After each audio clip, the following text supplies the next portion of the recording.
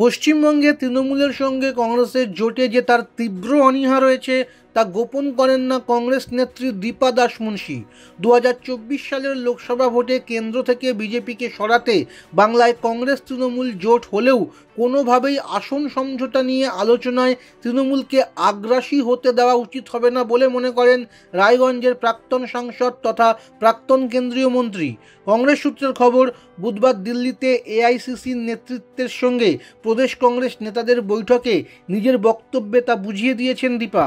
তবে পাশাপাশি তিনি জানিয়েছেন দলের স্বার্থে তিনি যে কোনো সিদ্ধান্ত মেনে নেবেন। কংগ্রেস সূত্রের খবর, বৈঠকে সরাসরি তৃণমূলের সঙ্গে জোটের কথা মুখে আনেননি দীপা, কিন্তু নিজের অতীত অভিজ্ঞতা থেকে এআইসিসি নেতাদের জানিয়েছেন 2009 সালের লোকসভা নির্বাচনে জোট করার সময় পশ্চিমবঙ্গ প্রদেশ কংগ্রেস নেতৃত্বকে মতামতকে একেবারেই গুরুত্ব দেওয়া হয়নি। 2011 সালের বিধানসভা ভোটেও সেই একই পথে জোট করেছিল কংগ্রেস, যার ফলে পরবর্তী সময়ে কংগ্রেসের সংগঠন ভেঙে তছনছ করে দিয়েছে তৃণমূল।